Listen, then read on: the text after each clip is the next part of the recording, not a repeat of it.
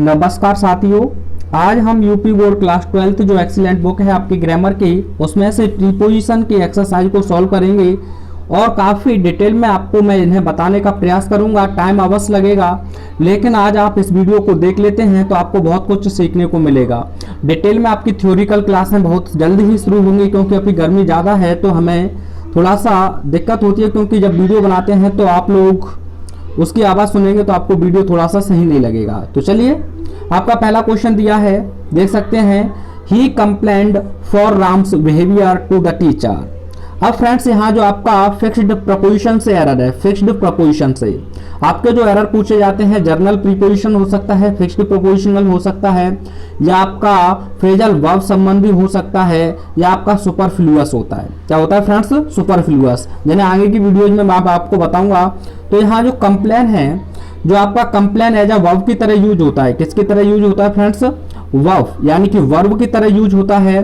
तो आप इसके साथ दो प्रीपोजिशन का यूज करते हैं। एक होता है आपका अगेंस्ट, क्या होता है फ्रेंड्स? अगेंस्ट, यानी के खिलाफ। एक होता है आपका ऑफ, क्या होता है? ऑफ।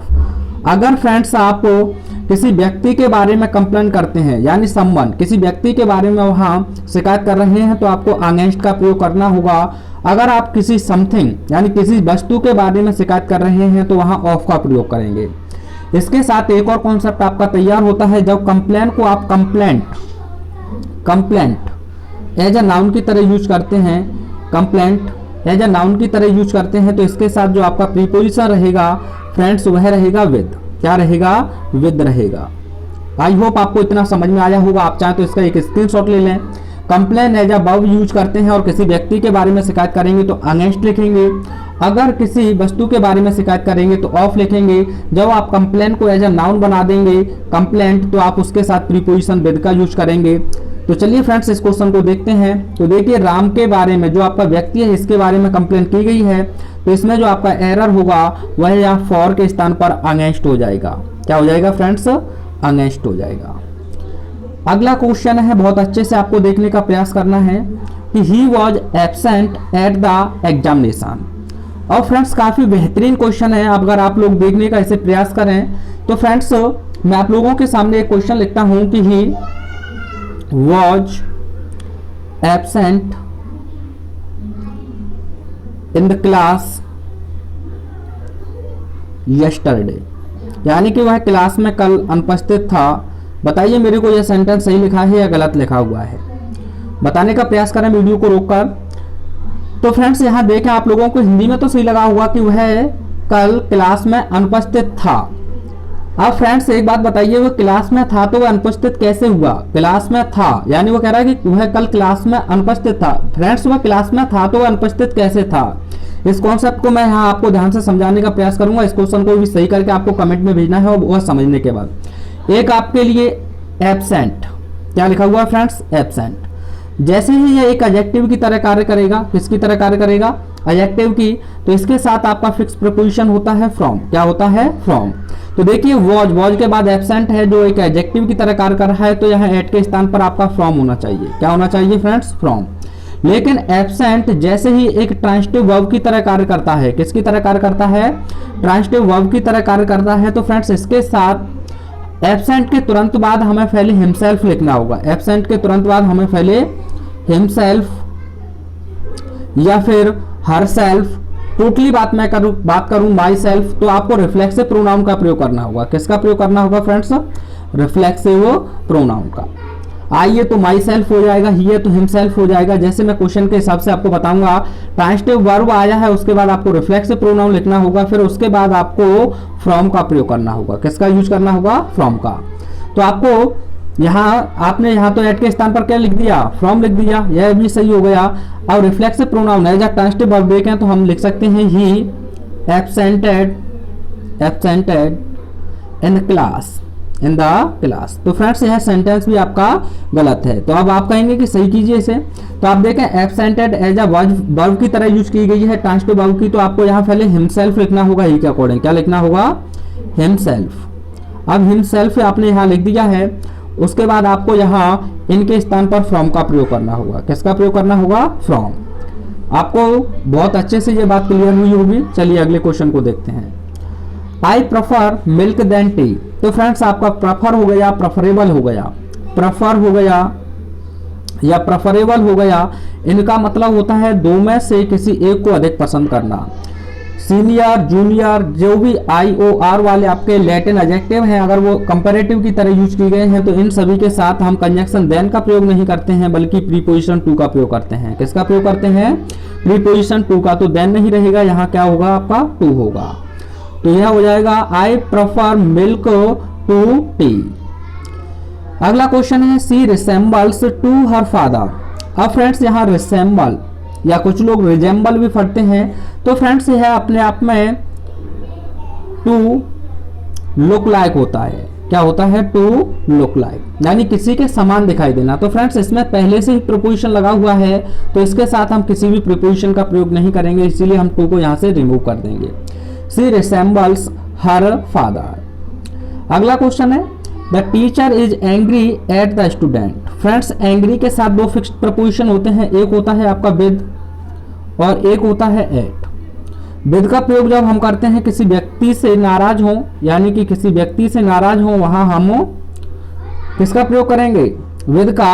अगर हम किसी वस्तु से नाराज होंगे तो वहां हम एट का प्रयोग करते हैं। तो देखिए वहां अगर देखें तो स्टूडेंट कोई व्यक्ति ही होगा, तो यहाँ एट नहीं रहेगा, बल्कि आप यहाँ किसका यूज करेंगे? विद का।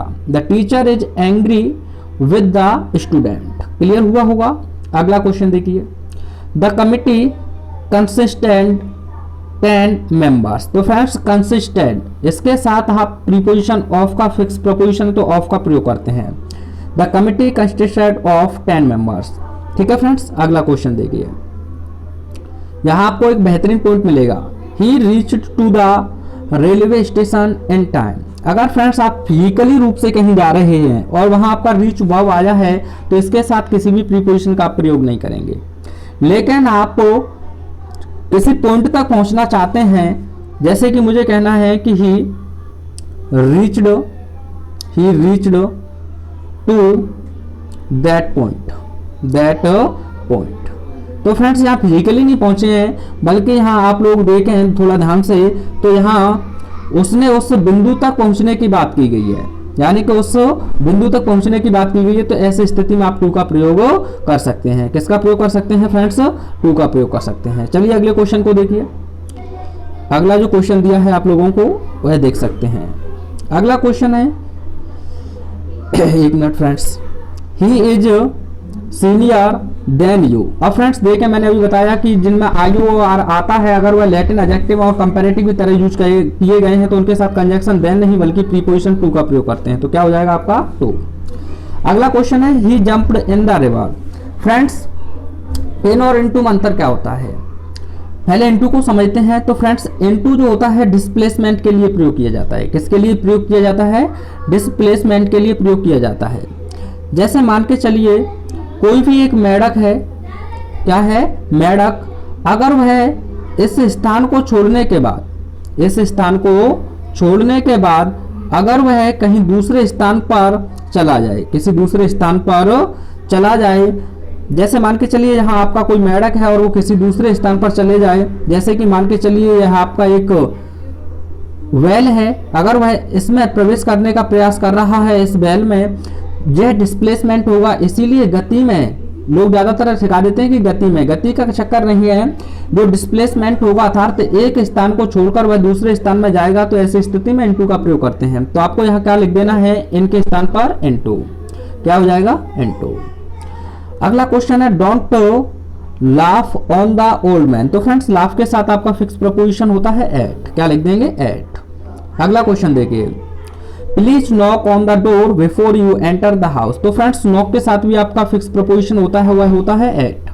अगला क्वेश्चन छूट गया है, इसे देखते हैं। I have been ill since 10 days। तो फ्रेंड्स यहाँ देखें 10 days आपका एक अनिश्चित समय है, और अनिश्चित समय के लिए आप प्रीपोजिशन फॉर का प्रयोग करते हैं। किसका प्रयोग करते हैं फ्रेंड्स? फॉर। चलिए अगले क्वेश्चन को देखिए। He jumped in the river and swam to save his friend। तो फ्रेंड्स यहाँ फिर देखें जंप, एक बार फिर उसका क्या हुआ है? डिस्प्लेसमेंट हुआ है, यानी कि स्थानांतरण हुआ है। तो यहाँ इनटू का प्रयोग करना होगा, इनके साथ टू और लगा दें। ठीक है। अगला देखिए, इसे क्वेश्चन को आप बनाएंगे, मैंने बता दिया है, आयु आर आएगा तो उनमें क्या लगाएंगे? We should rely with our efforts. तो फ्रेंड्स रिलाई ऑन होता है या अपॉन होता है, इसका मतलब होता है किसी चीज पर निर्भर होना। We should rely on our efforts. तो फ्रेंड्स यहाँ फिक्स्ड प्रपोजिशन से ज्यादा एरर आप लोगों से पूछे गए हैं। अगले क्वेश्चन को देखिए, please take care about your health. यहाँ फ्रेंड्स काफी मोस्ट इंपोर्टेंट रूल आप लोगों के साथ बनता है। केयर की बात करें तो फ्रेंड्स आप इसके साथ ऑफ भी लगा सकते हैं और अबाउट भी लगा सकते हैं, ये दोनों फिक्स होते हैं। इसका मतलब होता है किसी भी वस्तु की या किसी भी चीज की परवाह होना, किसी भी चीज की परवाह होना। लेकिन फ्रेंड्स जैसे ही आपसे कह दिया जाए कि टेक केयर, क्या कह दिया जाए, टेक केयर, तो इसके साथ आपका एक फिक्स प्रपोजिशन होता है। क्या होता है फ्रेंड्स, फिक्स प्रपोजिशन होता है और उसे हम यूज करते हैं फॉर के रूप में। किसके रूप में करते हैं, फॉर। अब टेक केयर का यहाँ मतलब होगा वह है फ्रेंड्स किसी चीज की परवाह करना नहीं बल्कि ध्यान रखना होगा। क्या होगा, ध्यान रखना, किसी चीज की ध्यान रखना। तो फ्रेंड्स यहाँ टेक केयर दिया है तो बोलिए क्या होना चाहिए आपका, टेक केयर। टेक केयर के साथ अबाउट नहीं रहेगा बल्कि फॉर रहेगा। क्या रहेगा फ्रेंड्स, फॉर रहेगा। अगला क्वेश्चन देखते हैं, open the book on the 4th page. On the 4th page एक बहुत इंपॉर्टेंट क्वेश्चन यहां से बनता है फ्रेंड्स। जब आप किसी फिक्स लोकेशन को बताएं, फिक्स या स्पेसिफिक लोकेशन को बताएं, स्पेसिफिक लोकेशन को बताएं तो वहां आप प्रीपोजिशन एट का प्रयोग करते हैं। किसका यूज करते हैं, एट का। जैसे मैंने कहा यू कैन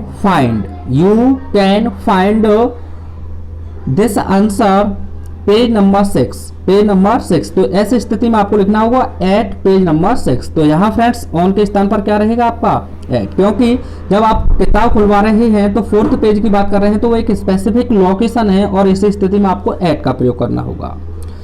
अगला क्वेश्चन देखिए, he prohibited me to borrow money from the friends. Friends prohibited हो गया आपका, इसके साथ आपका फिक्स प्रपोजिशन होता है फ्रॉम। क्या होता है, फ्रॉम। टू का प्रयोग नहीं करेंगे तो टू के स्थान पर आपको लिखना है फ्रॉम। अब फ्रेंड्स बोरो, यह आपका एक वर्ब है तो यह जीरेंट फॉर्म में लिखा जाएगा तो आपको बोरोइंग लिखना होगा। क्या लिखना होगा, बोरोइंग। क्या लिखना होगा, बोरोइंग। तो यहाँ लिख देता हूँ, थोड़ा सा यहाँ स्पेस कम रहता है तो बोरोइंग। ठीक है friends, he prohibited me from borrowing money from the friends. चलिए अगले क्वेश्चन को देखते हैं, distribute the sweets between all the boys of class. तो फ्रेंड्स बिटवीन का जो हम यूज करते हैं ओनली टू के लिए करते हैं।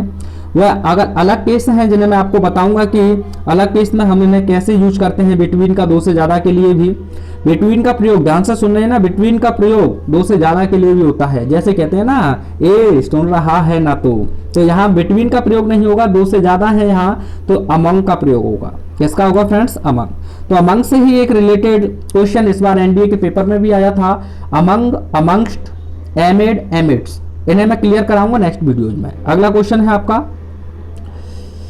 He is suffering from fever from Monday. तो फ्रेंड्स यहाँ देखिए, फ्रॉम फीवर तो सही है लेकिन एक तो यहाँ आपका वर्ब गलत लिखा हुआ है क्योंकि एक निश्चित समय बता रहा है तो यहाँ हैज बीन होना चाहिए। क्या होना चाहिए, हैज बीन। अब फ्रेंड्स एक निश्चित समय दिया है, निश्चित टाइम ऑफ पॉइंट दिया है तो यहाँ फ्रॉम नहीं रहेगा बल्कि यहाँ सिंस रहेगा। क्या रहेगा फ्रेंड्स, सिंस रहेगा। तो आपका क्वेश्चन बनेगा he has been suffering from fever since Monday. चलिए अगले क्वेश्चन को देखते हैं, his step mother deprived. Deprived का मतलब होता है फ्रेंड्स वंचित रखना किसी अधिकार से या किसी एडवांटेज से, और इसके साथ डिप्रीव्ड के साथ आपका प्रीपोजिशन विद नहीं बल्कि फिक्स प्रपोजिशन ऑफ। डिप्रीव्ड ऑफ, इसका मतलब होता है किसी चीज से वंचित रखना, या वो आपका एडवांटेज हो सकता है या डिसएडवांटेज हो सकता है। तो इस प्रकार से आप यहाँ ऑफ लिख देंगे। आई होप आपको वीडियो बहुत पसंद आया होगा। पसंद आया हो तो आप वीडियो को ज़्यादा से ज़्यादा शेयर करने का प्रयास करें। Thanks for watching.